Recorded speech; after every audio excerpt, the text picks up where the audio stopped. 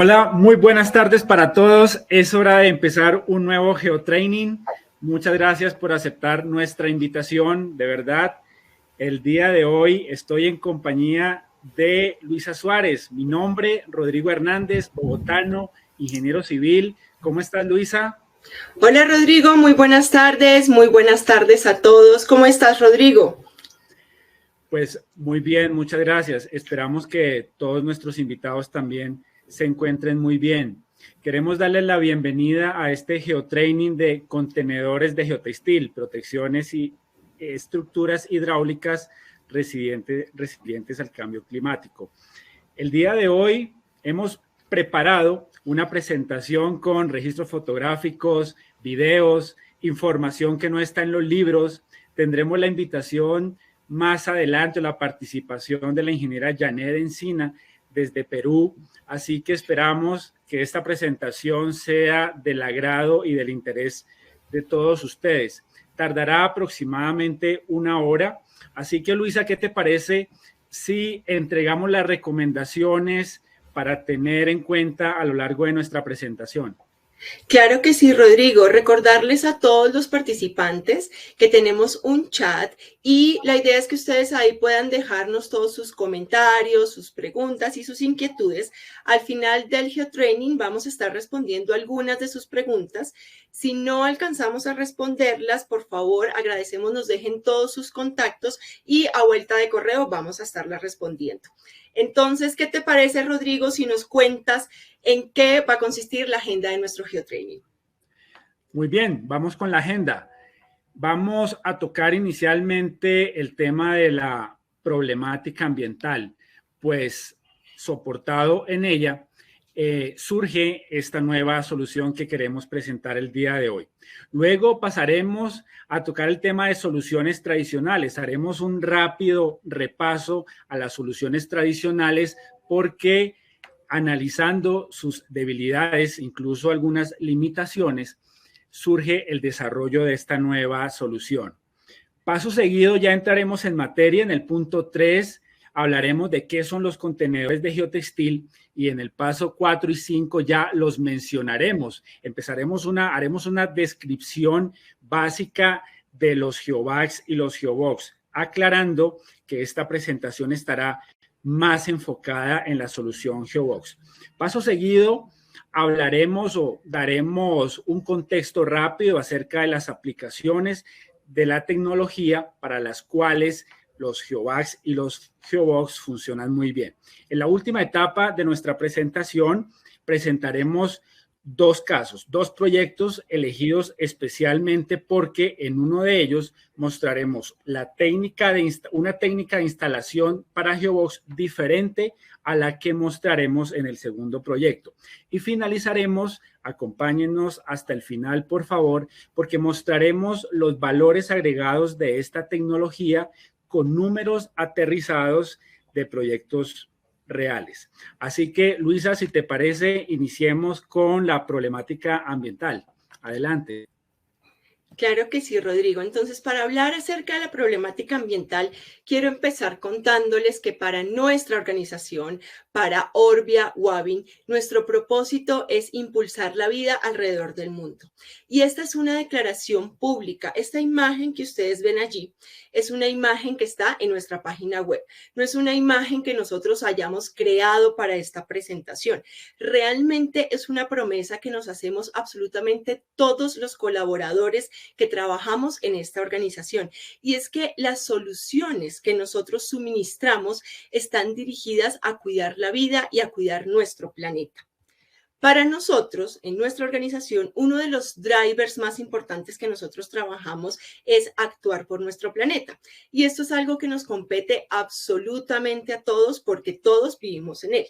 Y es que la realidad del cambio climático es una realidad que nos toca a todos. Es una realidad el impacto que estamos generando en la naturaleza. Es una realidad que todo este impacto se refleja en el aumento en las precipitaciones, el aumento del nivel del mar y el aumento de la erosión en las costas y riberas de ríos. Y de estos 3 aspectos vamos a tomar un par de ellos y vamos a analizarlos un poquito más a profundidad.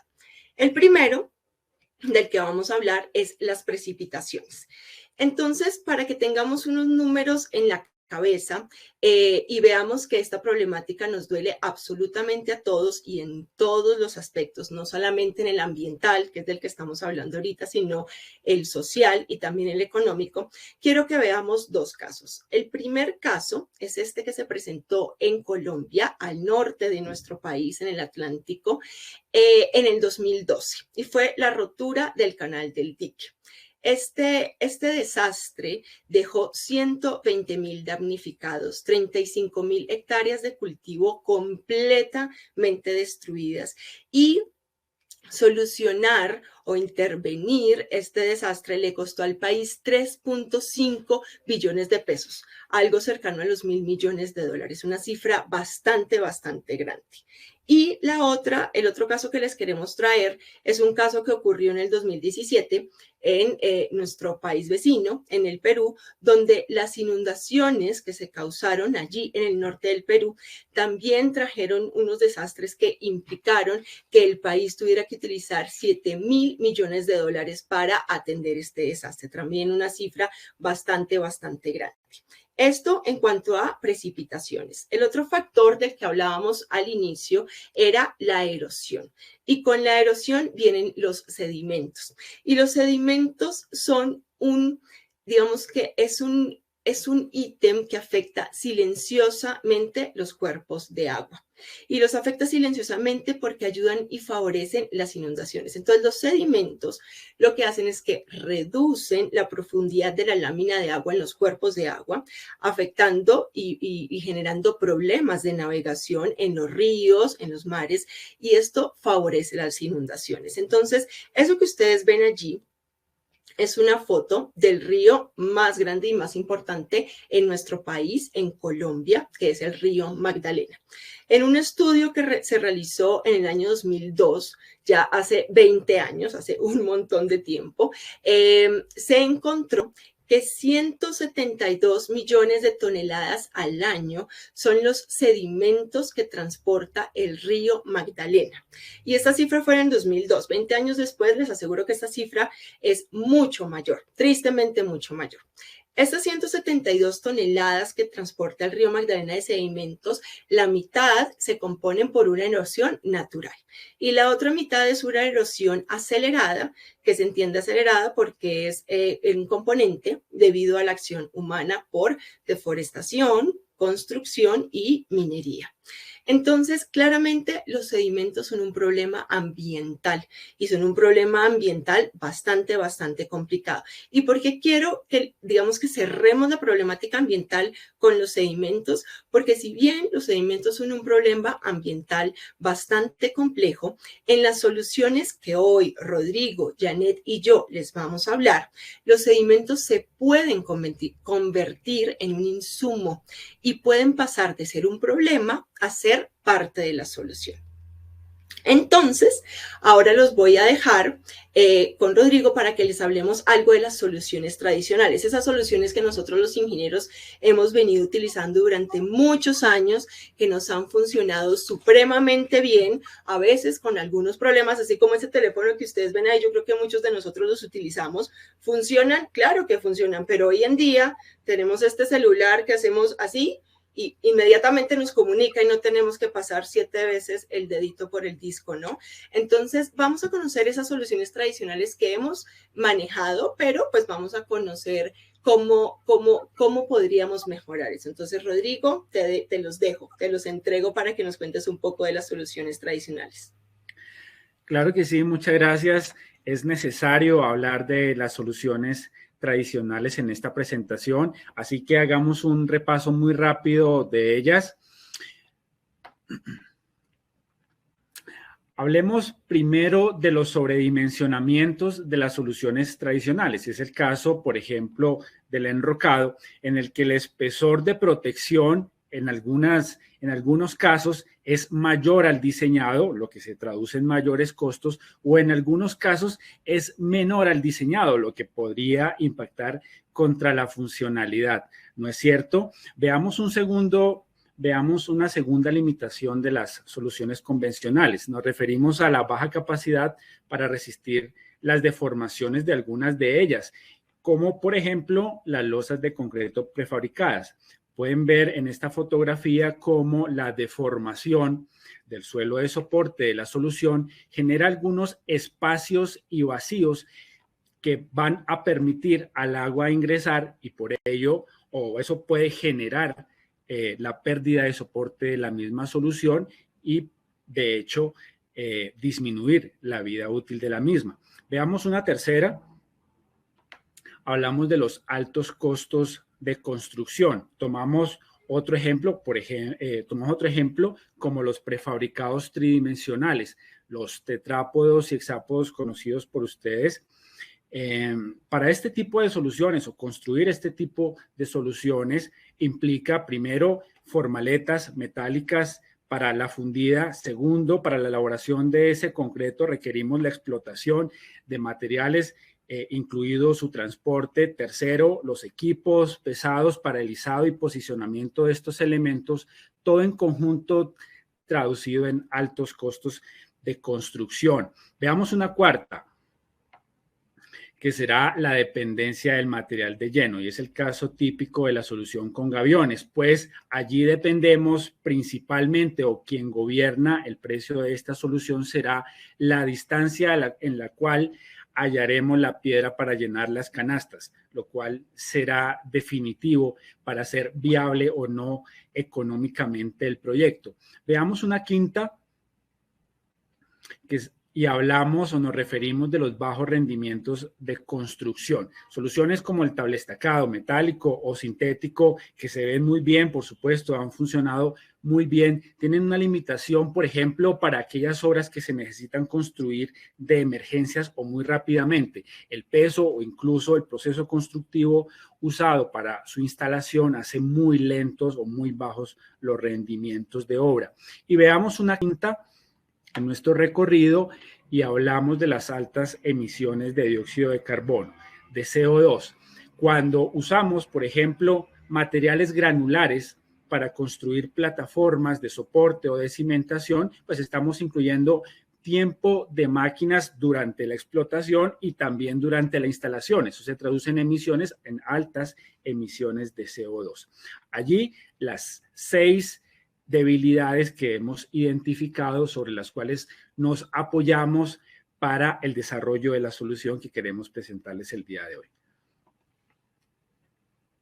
Así que, ¿por qué no entramos en materia, Luisa, y empezamos a hablar de los contenedores de geotextil? ¿Qué son? Muy bien, Rodrigo, muchísimas gracias. Entonces ya vamos a entrar en materia, ¿no? En lo que nos compete en este geotraining, y es hablar de los contenedores de geotextil.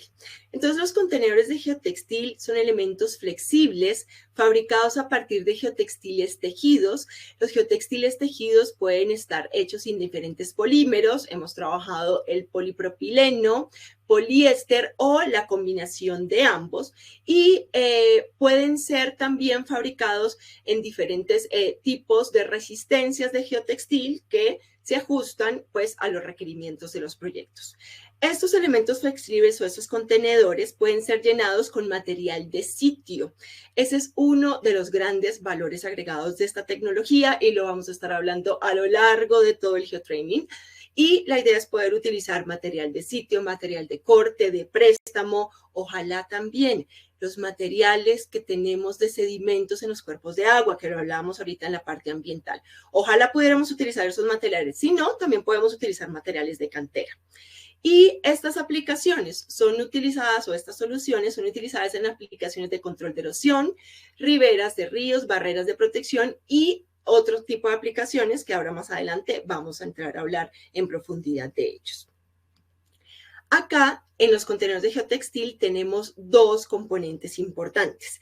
Y aquí en esta diapositiva simplemente quiero que tengamos unos parámetros generales para saber cuándo elegimos el uno o el otro. ¿sí? Entonces vamos a hablar muy generalmente de los dos, de los geobags y de los geobox para luego entrar un poquito más al detalle.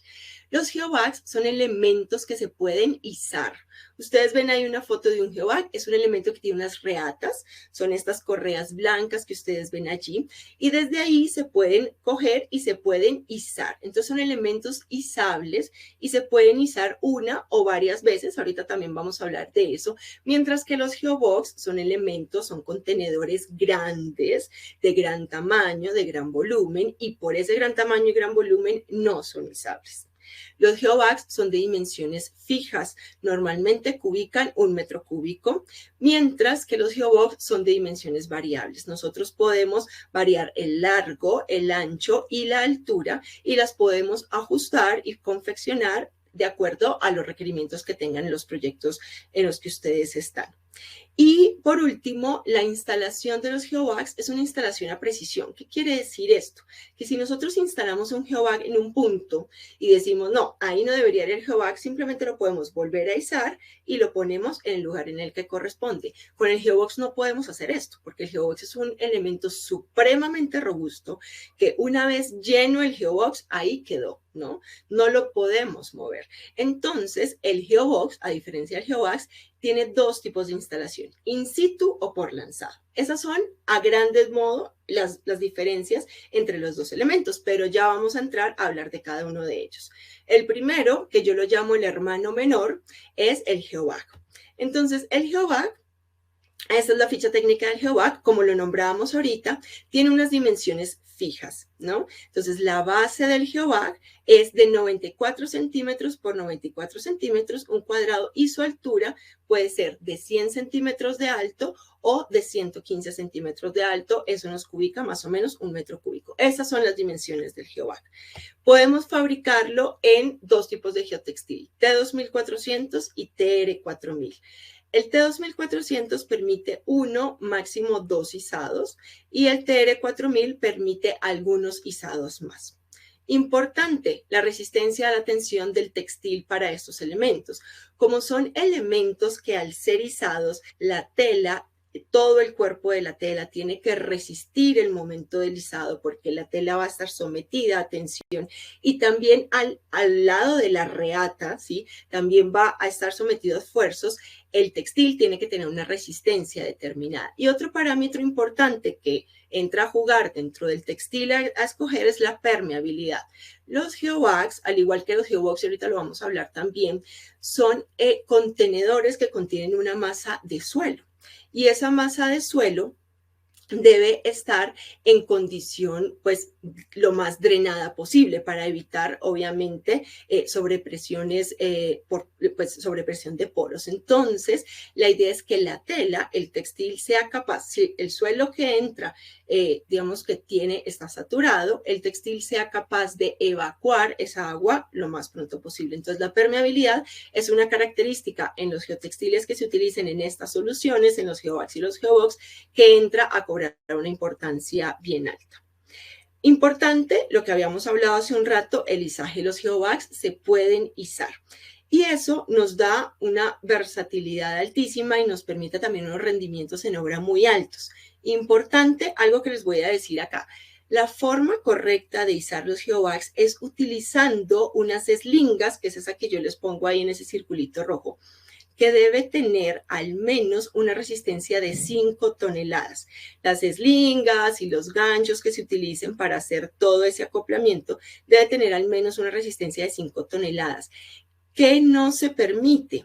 No se recomienda que los dientes de la retroexcavadora agarren directamente las reatas del geobag porque lo pueden romper. Siempre debe haber entre el geobag o las reatas del geobag y la retroexcavadora una eslinga de esa resistencia que nosotros les estamos diciendo. Algo también muy importante del geobag es que al ser pequeño permite muy fácil su acomodación, ¿no? Entonces en esta foto que ustedes ven ahí, esa es una foto de una obra que nosotros hicimos en la Boca Toma sobre el río Hidrosogamoso.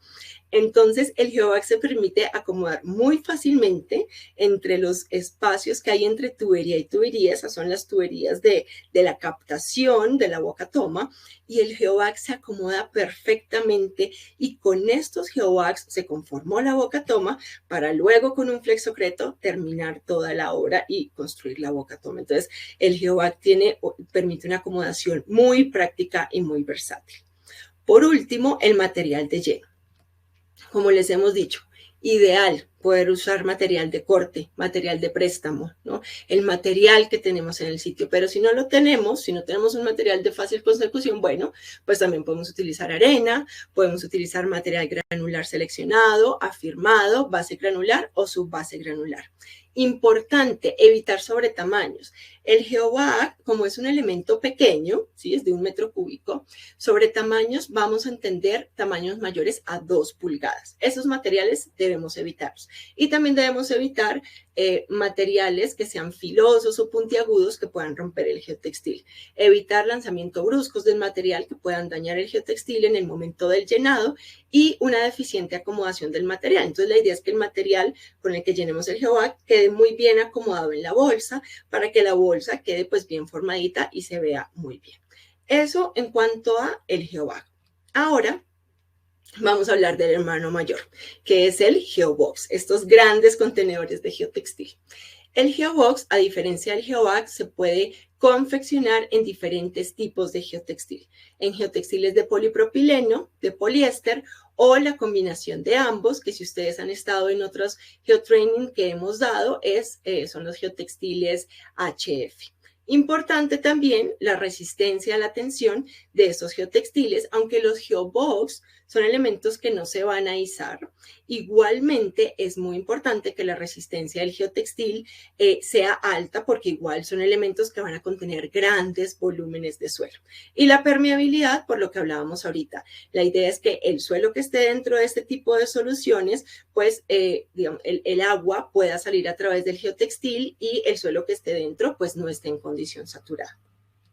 Muy importante, en nuestros proyectos nosotros debemos conocer cuál es el tipo de instalación que vamos a tener para nuestro GeoBox. Y para eso tenemos 2 tipos de instalación, lanzado o in situ. Lanzado es la fotografía que ustedes ven a mano izquierda, este es un ejemplo de lanzado. Y lanzado entendamos todo lo que se pueda digamos que en este caso, por ejemplo, en el de la volqueta está parqueando en reversa. Ese GeoBox fue llenado previamente en el volco de la volqueta y se desliza a través de la volqueta y se lanza. También hemos lanzado desde plataformas flotantes, plataformas en suelo. Entonces, todo lo que implique lanzar, deslizar desde cualquier tipo de plataforma es lanzado. In situ, como la fotografía que ustedes ven ahí a mano derecha, es cuando nosotros llenamos el GeoBox en el lugar de disposición final del elemento, ¿sí? Y lo que hacemos ahí es utilizar formaletas especiales, que ahora más adelante vamos a hablar acerca de ellas, formaletas especiales para darle, obviamente, forma al elemento y allí va a quedar el elemento. Tenemos esos 2 tipos de instalación. Esto simplemente es una foto para mostrarles la técnica 1, que es el lanzado, por ejemplo, desde plataforma flotante, y esta es la técnica 2, que es lanzado desde volqueta, que por lo menos acá en Colombia últimamente se ha utilizado muchísimo esta técnica y da unos muy buenos resultados y también tiene unos rendimientos bastante importantes en obra. Esta es nuestra ficha técnica de GeoBox. Lo que les decíamos en algún momento acerca de las medidas, ¿no? Dentro de nuestra ficha técnica hay unas dimensiones sugeridas, ¿sí? Pero la idea es que nosotros podemos confeccionar estos elementos a la medida que la obra y el proyecto lo requiera. Tenemos unas dimensiones sugeridas donde la más pequeña que hemos trabajado hasta el momento tiene un largo de 2 metros, ancho de 1,25 y una altura de 1,10. Y la más grande que hemos trabajado tiene un largo de 4,40, un ancho de 2,10 y una altura de 1,40. Pero como les digo, podemos ajustarnos a la medida que el proyecto lo necesite. También podemos trabajar con diferentes especificaciones de geotextil. Vamos desde el TR4000 hasta el TR7000 HF. Y luego a mano derecha tenemos una columna que habla de la instalación. Muy importante, algo que les voy a mostrar. Digamos que en todos los geotextiles habla de instalación in situ, excepto la última. La última habla de instalación lanzado. Siempre que nosotros vayamos a utilizar esta técnica de instalación lanzado, el GeoBox debe ser confeccionado en TR7000. Ya vimos que cuando se va a lanzar desde una plataforma, desde una volqueta, los requerimientos del geotextil deben ser mucho más altos, o sea, los esfuerzos a los que se somete el elemento son bastante altos. Entonces, aquí tenemos que utilizar sí o sí un geotextil de mucha mayor resistencia y en este caso es el TR7000. En cuanto al material de lleno, las mismas recomendaciones que teníamos para el GeoWag, excepto que aquí hablamos de sobretamaños, como es un elemento mucho más grande, aquí hablamos de sobretamaños, elementos de mayores de 4 pulgadas. Entonces, cuando tenemos un elemento, un material de más de 4 pulgadas, ese material no lo vamos a utilizar dentro del GeoBox. De resto, pues las mismas recomendaciones que habíamos dado para el GeoWag. Entonces, ahora, Rodrigo, te pido que nos acompañes y nos hables un poco acerca de las aplicaciones que tenemos para estas tecnologías. Claro que sí, seguramente nuestros invitados ya tendrán en su cabeza algunas de las aplicaciones para las cuales GeoVax y GeoBox pueden servir. Sin embargo, nombremos algunas a continuación. La primera de ellas sería la protección de riberas, aquella en donde coloco GeoVax o GeoBox simplemente para proteger la margen y detener un proceso erosivo o de socavación. Una segunda aplicación ya sería ese detenimiento del proceso erosivo y de socavación, pero acompañado de una contención del suelo que está en la espalda del elemento. Ahí vemos una fotografía, por ejemplo, se usan mucho los GeoBox cuando tengo la oportunidad de trabajar en seco. Por el contrario, cuando tengo lámina de agua y debo sumergir el elemento, los GeoVax que tienen sus reatas y son aptos para izado son más usados en ese caso. Veamos una tercera aplicación que sería la construcción de estructuras hidráulicas. Muchas estructuras hidráulicas, algunas veces por su complejidad, por sus geometrías, requieren elementos pequeños. En ese caso, los GeoVax serían una solución interesante. Cuando la solución es robusta y las formas no son tan complejas, los GeoBox funcionarían muy bien.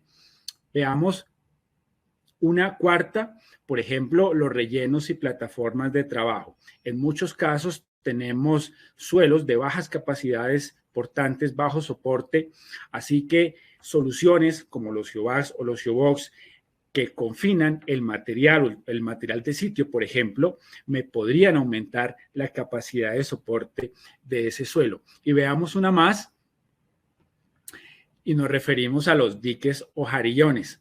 Estructuras que se construyen de tipo temporal o definitivo, puede ser. Vemos en el esquema, en la parte superior izquierda, un dique construido con GeoVax izado y en la parte inferior derecha, un dique construido con GeoBox.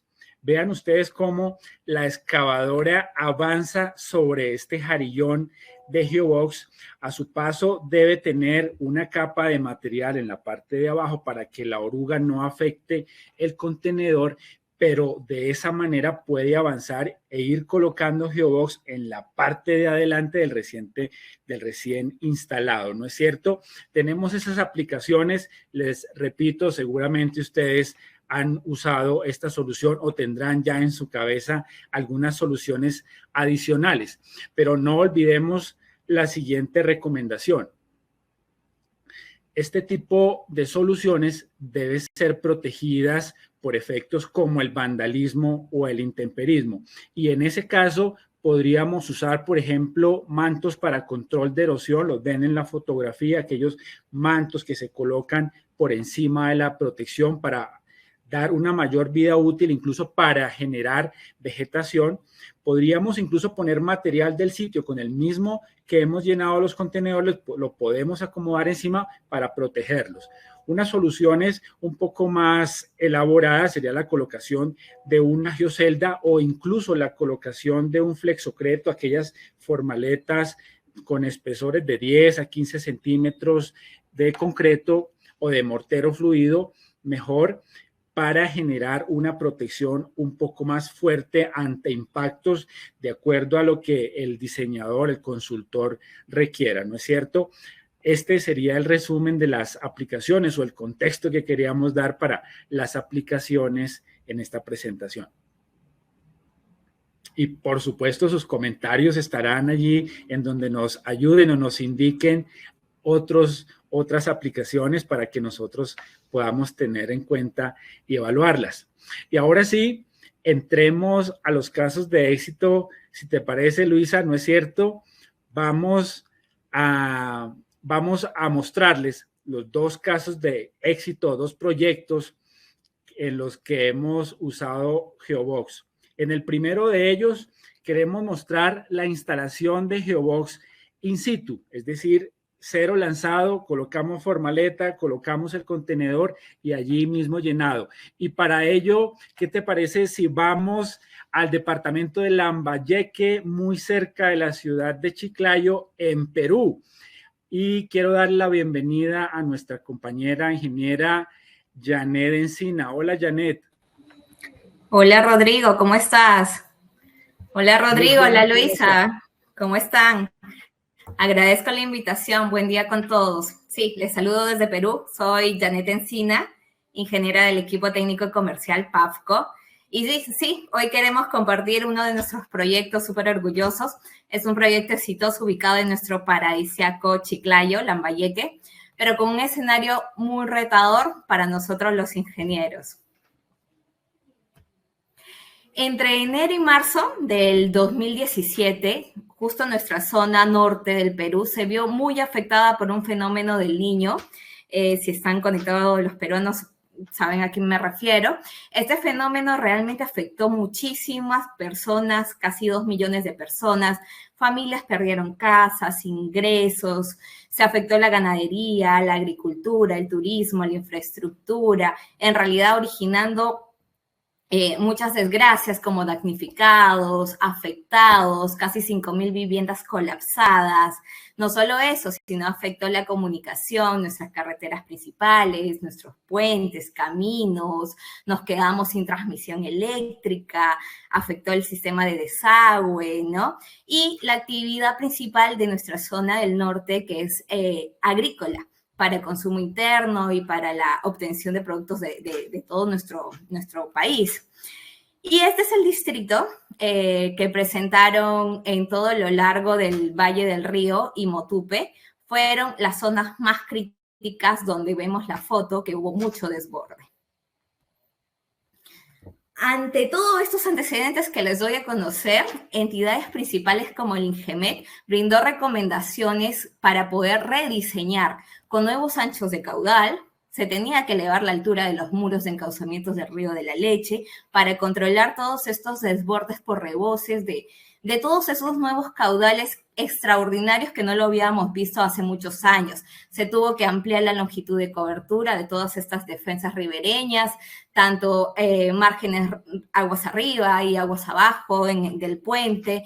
Y una de las principales ventajas de utilizar nuestras soluciones como PAFCO para defensas ribereñas en este proyecto es que se trabajó con el material de la zona. Esta partida es la que marcó gran diferencia versus los sistemas tradicionales o de gaviones o enrocados, resultando tener un gran beneficio de 30% de mejoramiento en costos y optimización en tiempos un 75% en instalación. Son grandes beneficios, y no solo eso, en lo ambiental, 100% en gases de efecto invernadero. Una vez que se aprobó el diseño, se pasó a la ejecución del proyecto en septiembre del 2020. Acá instalamos 616 unidades de medidas de 4.5 por 2.3 por 1, 3.304 unidades de 5 por 2.45 por 1, y en total del dique y protección con todas las geobolsas, aproximadamente llegamos a 1.400 kilómetros de tramo crítico. En este proyecto se utilizó, como ven en la imagen, encofrado metálico. Podemos ver que se va izando. Una vez que es izado, se va colocando para llenar y coser, y tuvimos un rendimiento de 75 geobox en el día. Finalmente, podemos ver nuestro proyecto que está cumpliendo su función correctamente, exitosamente, con un gran antecedente que luego, casi después de un año, se dieron nuevamente lluvias, subió totalmente el caudal y la Gerencia Regional de Agricultura y la Autoridad de Reconstrucción con Cambios inspeccionaron todos los trabajos realizados en las defensas ribereñas del río La Leche y como resultado de nuestra tecnología de Geobox con PAFCO llegaron a una conclusión que es la solución que reúne todas las condiciones para el soporte de este manejo hidráulico que está superando 900 metros cúbicos por segundo, es bastante alto. Además indicaron que estos trabajos están protegiendo a aproximadamente 20.000 agricultores de todas las zonas, que es una solución totalmente integral y siendo la garantía para el encauzamiento de toda esta zona del río La Leche. Este año, 2022, seguimos súper enfocados a aportar con información, con experiencia súper exitosa y casos exitosos para todos los consultores, con un equipo lleno de especialistas. Eso es, Rodrigo. Muchas gracias por brindarme este espacio. Te doy el pase. Muchas gracias, Janet. Muy interesante este proyecto y me parece que debemos completarlo incluso. Esta solución de Geobox debemos completarlo con algunos valores agregados, incluso también mostrarle a nuestros invitados algo del proceso constructivo, ¿no es cierto? Así que veamos algo más de lo que tenemos preparado para esta solución de Geobox. Por ejemplo, será opcional la colocación de unos tensores como los ven en la fotografía. Son estas reatas transversales a los Geobox, fabricadas o confeccionadas en el mismo material del contenedor que nos servirán para mantener la forma del elemento y para conservar su altura efectiva después del llenado, principalmente cuando estas soluciones están compuestas por varias filas, es decir, un Geobox encima de otro, pues debido a la altura del contenedor, cuando superamos los 80, 90 o 1 metro de altura, la carga del Geobox que está en la parte superior tenderá a disminuir o a deformar verticalmente el contenedor. Por eso, estos tensores me ayudarán al contenedor a mantener su forma prismática, ¿no es cierto? Y veamos algo del proceso constructivo.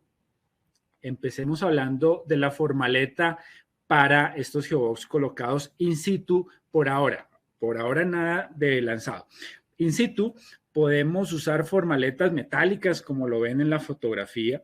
Podríamos usar también encofrados de madera, formaletas de madera, algunas más elaboradas y más complejas que otra como la que vemos en esta fotografía y algunas un poco más artesanales pero igual funcionales como el tablero que ven allí que encofra el contenedor Geobox. Es un tablero muy sencillo, pero que nos permite el cierre en ese cuerpo de agua mediante la ayuda de una excavadora que va llenando el contenedor para irse dando paso hasta llegar a la otra orilla. ¿No es cierto? Importante para nuestras formaletas que sean firmes para que no se pierda el dimensionamiento o la forma de nuestros Geobox, que sean prácticas, es decir, que se puedan armar rápido y desarmar rápido para que no afecten los rendimientos de obra, adicionalmente que sean seguras para no afectar en ningún momento la integridad de los trabajadores y adicionalmente que sean superficies lisas preferiblemente, que no tengan ningún punzonamiento, ningún elemento salido que pueda llegar a rasgar la tela del contenedor o el geotextil del contenedor. ¿No es cierto? Veamos un aspecto más adicional de la formaleta, hablamos de las mordazas. Encerramos en un círculo rojo una de ellas, porque es un elemento importante cuando lleno Geobox in situ con este tipo de formaletas. Cuando coloco el material dentro del Geobox, las telas o el geotextil de las paredes verticales intenta recogerse por la natural caída del material, así que este tipo de mordazas me mantendrán perimetralmente la parte superior del Geobox en la parte de arriba, para que cuando yo vaya a colocar la tapa y a coserla, pues lo pueda hacer, ¿no es cierto? Como recomendación adicional, cuando uso Geobox con tensores y mordazas, debo colocar, nuestra recomendación pues es colocar intercaladamente las mordazas con los tensores. Esto evitará acumular esfuerzos en esa vertical interna del geobox cuando lo esté llenando. Así que la recomendación es coloquémoslos intercalados para no correr, para que nuestro geobox no sufra esfuerzos adicionales. Veamos una más del proceso constructivo. Hablamos de la costura de la tapa. Por supuesto, el geobox llegará a obra con costura de las aristas industriales. Sin embargo, en obra faltará coser 3 lados de la tapa. Un lado de la tapa ya viene añadido al contenedor. Y en este caso, en el caso de geobox instalados in situ, pues no tendremos esfuerzos importantes como los que se generan en el lanzado. Así que será válido coser la tapa con máquinas portátiles eléctricas, como veían o como se presenta en el video de la parte izquierda. Es una máquina liviana, manual, eléctrica, que presenta buenos rendimientos. Cuando coso la tapa, hace una sola línea de costura, pero también será válido coser la tapa con costura manual, como lo pueden ver en la fotografía a mano derecha. Generalmente uno o dos integrantes o personal de obra está encargado de hacer esa costura, por supuesto, con una buena cantidad de puntadas por metro.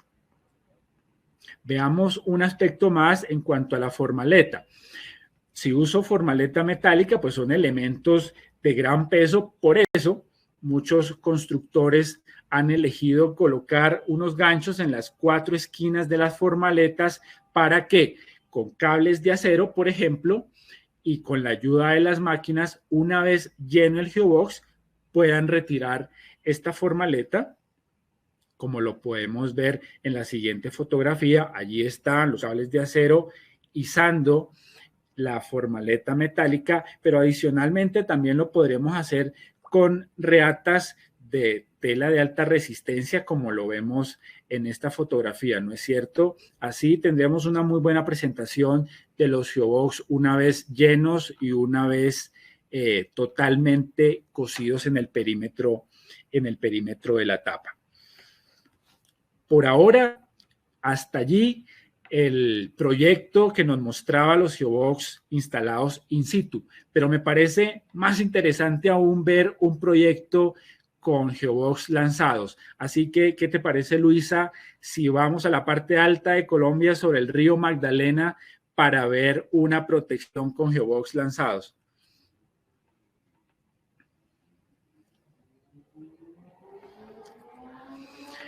Ya nos encontramos ubicados sobre el río Magdalena. Vamos a ver un caso típico de afectación de la margen, en la que generalmente quien sufre el daño pues es la misma población. ¿Por qué? Porque los casos de erosión, de socavación de las márgenes muchas veces generan inundación de poblaciones, pérdida de banca, pérdida de fincas muy cercanas a los cuerpos de agua. Así que en este caso el reto era detener ese proceso erosivo mediante la contención con geobox. Y gracias a la geometría, pues se facilitó el empleo de geobox lanzados, como lo están viendo en el video. Fue aprovechado el volco de la volqueta para que desde allí nos sirviera de plataforma para hacer el descenso o el lanzado de este geobox de 4,25 metros de largo, 2,28 de ancho y 1,45 de altura, 14 metros cúbicos cúbica. Esto nos da la oportunidad de avanzar con buen ritmo en la protección, ¿no es cierto? Aprovechando el material de sitio. Esta fue la solución que se presentó. Y en cuanto a formaleta usada, pues les mencionaba, el mismo volco de las volquetas nos sirvió como formaleta. Como dato importante allí, dentro de las recomendaciones que debemos tener para la parte interna de estos volcos es que las superficies sean lisas. Nosotros queremos evitar que cuando el geobox esté deslizando, alguna punta o algún elemento rasgue la tela del contenedor y por su peso y la velocidad que toma cuando está descendiendo, podría rasgar este contenedor y hacer perder el material. Como tip adicional, muchos constructores lo saben, las volquetas en su parte interior tienen un dispositivo o un elemento que es donde le permite subir y bajar el volco. Para ello, pues, generalmente se coloca un tablero como el que ven en la fotografía para no permitir que el geobox por ese lado pierda su forma vertical, ¿no es cierto? Veamos algo más de información acerca de las formaletas para lanzado, porque no solamente se lanzan desde los volcos de las volquetas. Aquí tenemos desde una plataforma flotante cómo se construyeron varios encofrados que están unidos mediante un pivote al borde de la plataforma y con la ayuda de la excavadora y guayas levanto el lado contrario del encofrado, lo elevo para generar una rampa de deslizamiento de esos geobox y permitir que caigan al agua, ¿no es cierto? Es otra forma de lanzarlo. Les repito, no solamente desde volqueta se pueden lanzar. Es muy importante tener cuidado con la costura del geobox. Como les decía, este contenedor llegará a obra faltando la costura de la tapa, por supuesto, pero será la costura de la tapa la que mayor esfuerzo presente. Fíjense la forma en la que caen los geobox. Caen en forma de C y al caer en forma de C, coincide la parte externa de la C, coincide con uno de los lados de costura de la tapa. Así que es muy importante tener en cuenta los siguientes 3 aspectos. Por supuesto, todo el personal técnico comercial nuestro podrá entregar las recomendaciones acerca de qué tipo de máquina de coser es adecuada para hacer la costura de estas tapas. Adicionalmente, ¿qué tipo de aguja? Cuando digo tipo de aguja me refiero al ojo de la aguja que me permitirá el grosor del hilo adecuado.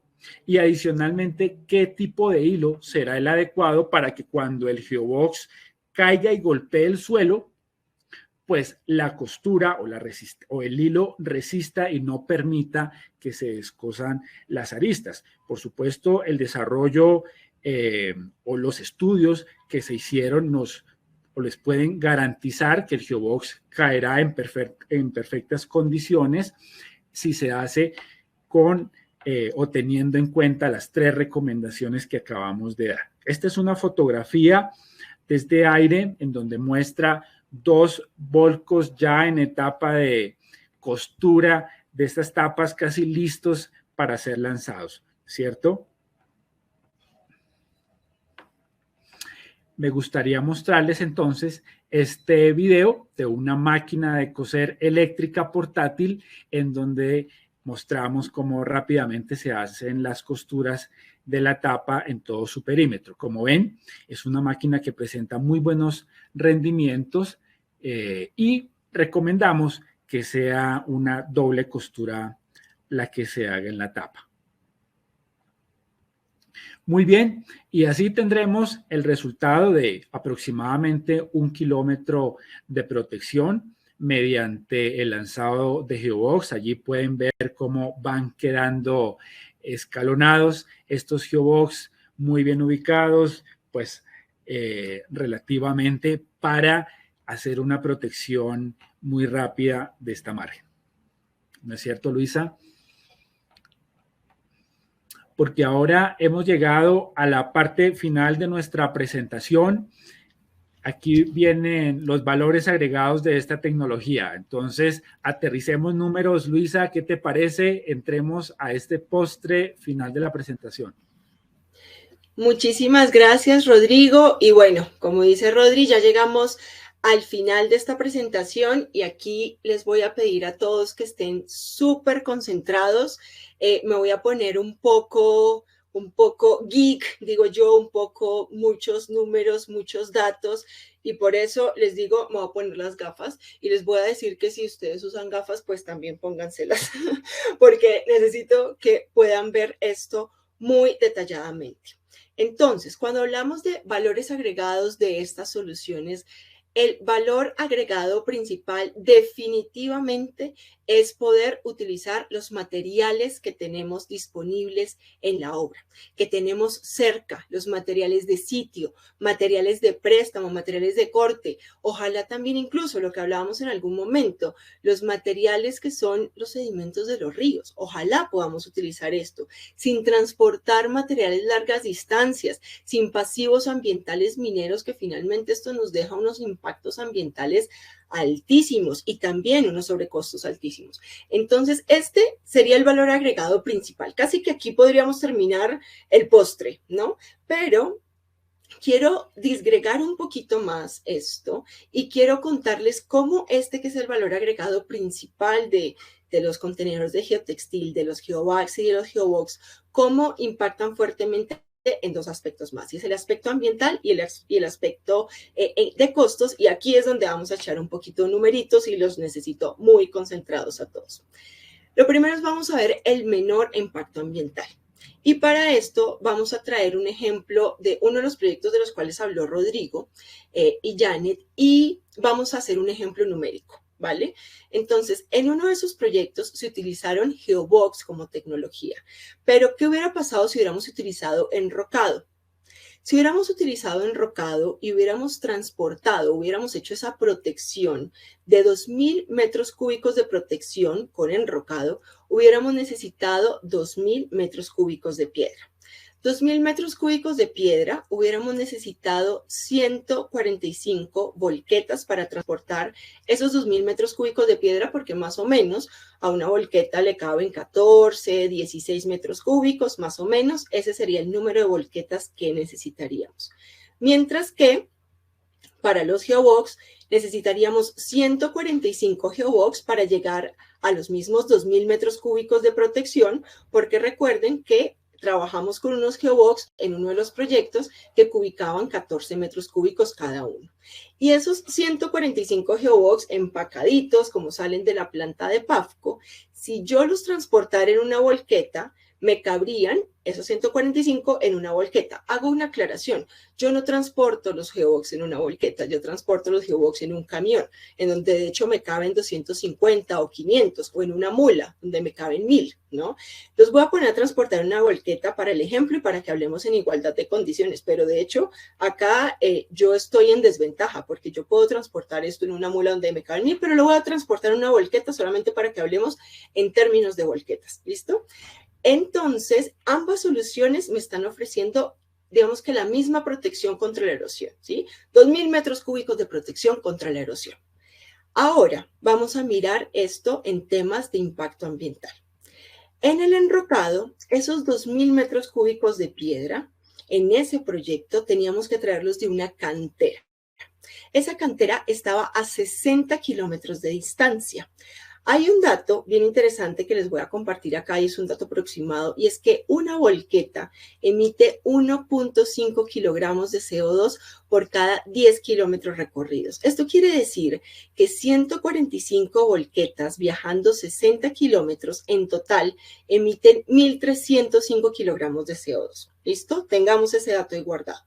Por otro lado, ustedes me dirán, bueno, Luisa, tú transportas los 145 geobox, ¿no? Que te mandas de tu planta de Pafco hasta la obra, pero pues eso lo tienes que llenar con un material, ¿no?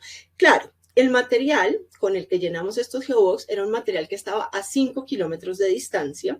Entonces yo tengo que traer ese material, igual 2.000 metros cúbicos, material de sitio a 5 kilómetros de distancia, y también lo tengo que transportar. Entonces el ejercicio con geobox es que tengo que traer una volqueta con los geobox dobladitos, empacaditos en mi volqueta, que viene desde Bogotá hasta la obra, tiene que recorrer 950 kilómetros, y 145 volquetas que me traen mi material de sitio, que solo tiene que recorrer 5 kilómetros. En esta solución, la emisión de CO2 es de 252 kilogramos de CO2 versus 1.305.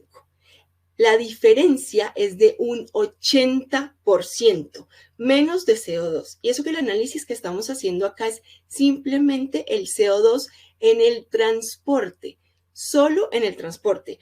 No estoy analizando el que no estoy extrayendo un material de cantera. que no estoy dejando la montaña pelada de la cantera, no la estoy, que es lo que normalmente sucede cuando yo extraigo material de cantera, que saco el material y dejo la montaña sin ninguna protección vegetal, que no estoy dejando esos pasivos mineros ambientales. No estoy contemplando absolutamente nada de eso, que de seguro hacen que este número o este menor impacto ambiental sea aún más importante. Acá solo estoy contemplando el CO2 en el transporte. Y miren que es una cifra bastante importante. Por otro lado, otro valor agregado es la menor inversión. Cuando nosotros analizamos estos 4 aspectos, uso de materiales disponibles, que ya lo hemos hablado, costos de transporte, ya lo vamos a mirar, maquinaria convencional. Por ejemplo, no sé si bien recuerdan, pero en lo que hablaba Rodrigo y Janet, en los proyectos que ellos nos explicaban, en ningún lado vieron una maquinaria distinta a la maquinaria que de seguro ustedes tienen en sus proyectos. Distinto a cuando Rodrigo nos hablaba de los tablestacados, que veíamos esta grúa supremamente alta, una máquina completamente especializada. Acá la maquinaria que nosotros necesitamos es una maquinaria completamente convencional y tenemos una menor inversión cuando hacemos una obra más rápida. Esos 4 elementos y el mix de esos 4 elementos normalmente nos dan una menor inversión hasta en un 40%. Pero yo quiero que nos concentremos en un elemento que es el que más impacta esta menor inversión y es el costo del transporte. Y en este ejemplo también nos vamos a poner un poquito numéricos y seguimos con nuestro ejemplo anterior o con nuestras cifras anteriores. Acá en Colombia, el costo del metro cúbico kilómetro cuesta o está en $0.3. O sea, un metro cúbico cuesta $0.3 transportarlo 1 kilómetro. Entonces, transportar ese material de cantera a 60 kilómetros y transportarlo hasta la obra me cuesta $18 el metro cúbico. Mientras que transportar mi material de sitio, que lo tengo a 5 kilómetros, hasta la obra, me cuesta $1.5 el metro cúbico. El ahorro en transporte es del 92%. El ahorro es absolutamente todo. Y por último, tenemos el menor impacto social. Y este no es un valor agregado que sea de menor importancia para nada. Imagínense ustedes que en sus poblaciones ya no tengan que pasar 145 volquetas y viajar kilómetros desgastando las vías y nuestra infraestructura, que de por sí ya tiene bastantes problemas y seguro las de los países que también hoy nos acompañan en las charlas, México, Perú, de seguro también están desgastadas. Entonces no vamos a tener 145, hablando de las volquetas del ejemplo, volquetas viajando, atravesando el país para llevar un material de un lugar al otro, sino que ya vamos a poder contemplar y tomar el material que está ahí, cerca del sitio. Y si a eso le sumamos que vamos a tener un menor tiempo de ejecución, que vamos a poder hacer los proyectos no en un año, sino tal vez en 7 meses, esto es menor impacto social. Esto es pensar en la gente. Esto es actuar en favor de la gente. Eso es impulsar la vida alrededor de nuestras comunidades, que era lo que hablábamos al inicio de la charla y es el propósito de nuestra organización. Entonces, esos son los valores agregados que ofrece esta tecnología y con esto queríamos cerrar la charla de hoy. Rodri. Gracias, Luisa, de verdad, excelente. Yo espero que nuestros invitados hayan quedado complacidos con esta información que en esta hora o para la que esta hora nos alcanzó, ¿no es cierto? Tratamos de incluir una gran parte, un gran temario en estos slides para que fuera del interés, utilidad y agrado de todos.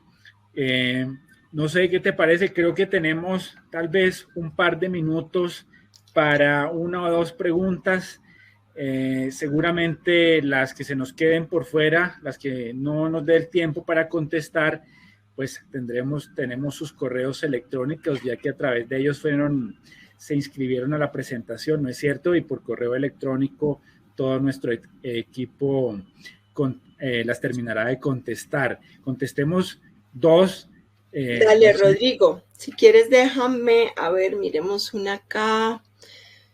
A ver, leamos esta. Buenas tardes, los saludo desde Colombia, muy interesante. Quisiera saber cómo se diseña una protección con Geobox. Gracias. Si quieres, Rodri, ¿nos ayudas con esa? Bueno, oye, por el tiempo, desafortunadamente no pudimos incluir el tema de diseño. Sin embargo, para no hacerlo en detalle, respondamos de la siguiente manera. El diseño de este tipo de protecciones con Geovax y Geobox está constituido por 2 ciclos de diseño. El primero, una campaña de exploración en el que se hacen estudios tanto hidráulicos como geotécnicos.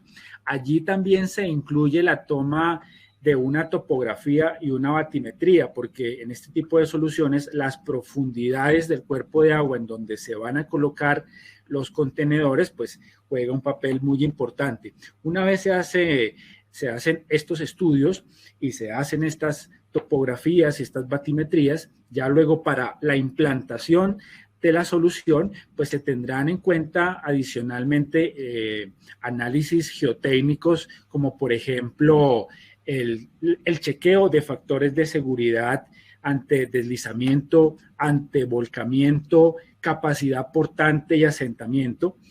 Y adicionalmente, ya la parte hidráulica, los análisis hidráulicos, por ejemplo, mostrarán qué tamaño de elemento o qué tamaño de contenedor podrá ser el que se instale para que con su peso no sea arrastrado por la corriente. Por supuesto, se tendrá también que tener en cuenta la velocidad del río, del cuerpo de agua en general. Digamos que básicamente esa sería la respuesta respecto a los diseños. Sin embargo, está nuestro departamento de ingeniería muy atento para responder, para dar respuesta a un diseño ya para un caso en particular o un caso puntual, ¿no es cierto? De acuerdo, Rodrigo. Veamos otra. A ver, ¿la cojo yo? Dale, escoge una, busca una. A ver, las soluciones con Geobox tienen distintas telas. ¿Cuáles son los parámetros técnicos para escoger el tipo de tela con la que se debe construir el Geobox? Te dejo esa. Ok, vale. Bueno, pues vimos algo en la charla, pero bueno, aquí básicamente podríamos hablar de varios puntos o varios criterios para saber qué tipo de geotextil utilizar en nuestro Geobox. Uno puede ser la supervivencia del geotextil. A veces hay proyectos o hay clientes que nos dicen, mire, yo necesito hacer esta obra con Geobox, pero va a ser una obra temporal, ¿saben? Necesito que dure los 3 meses que voy a hacer este cierre y no necesito que dure más. Entonces, ese puede ser un parámetro. O yo necesito que esta obra sea para siempre, ¿no? Pues para el periodo de diseño que yo la voy a diseñar. Entonces, la supervivencia del geotextil es un parámetro de diseño o de selección importante para saber cuál es el geotextil que yo voy a utilizar. Lo otro, y lo veíamos cuando veíamos la ficha técnica, cuando explicábamos la ficha técnica del Geobox, es el tipo de instalación. Si recuerdan, hay un tipo de instalación que es lanzado o in situ, y decíamos que siempre que el Geobox vaya a trabajarse lanzado, siempre sí o sí debe utilizarse con el geotextil de más alta resistencia. Entonces, eso también nos ayuda a identificar, porque si va a ser in situ, pues nos permite trabajar con geotextiles de resistencias, siempre deben ser tejidos, eso es una muy buena aclaración, siempre deben ser tejidos porque los geotextiles tejidos son los que mayor resistencia a la tensión tienen. Entonces, siempre deben ser tejidos, pero cuando son in situ nos permite trabajar con los geotextiles, digamos que con un poco de menor resistencia, pero cuando son lanzados sí debemos trabajar sí o sí con un TR7000HF, por ejemplo. Otro criterio para la selección de cuál es el geotextil, pues también es el tamaño del Geobox. Cuando mostrábamos el slide de la ficha técnica, ahí también veíamos que cuando teníamos medidas de Geobox más pequeños, estábamos con el TR4000, por ejemplo. Y a medida que la medida del Geobox iba agrandándose, entonces el geotextil ya pasaba a un TR6000HF y luego un TR7000HF, entonces el tamaño también a jugar un papel importante. Y pues obviamente todo esto está sujeto a un diseño, ¿no? O sea, los contenedores de geotextil son estructuras pues hidráulicas que normalmente están en cuerpos de agua. Entonces, siempre también es importante para la selección de geotextil las resistencias a la tensión requeridas en las condiciones de diseño, ¿no? Entonces, si en el diseño se dice, mire, por las condiciones en que está este diseño se requiere un geotextil de estas especificaciones, con estas resistencias o con estas permeabilidades, pues también hacer caso a lo que el diseño hidráulico pues tenga estipulado. Entonces, pero más o menos esos podrían ser los criterios de selección del geotextil. Perfecto, yo creo que queda más que respondida esa pregunta. Estamos 5:10, pasados 10 minutos, yo creo que ya por tiempo debemos dar por finalizada la charla. Nos comprometemos, por supuesto, nos queda el compromiso a nosotros de responder cada una de las preguntas que nos han hecho de la manera más clara posible. Será una tarea que a partir de este momento nos pongamos a hacer con todo nuestro equipo. ¿No es cierto, Luisa? No sé, algo más que agregar, además de dar las gracias a todos los participantes a esta charla.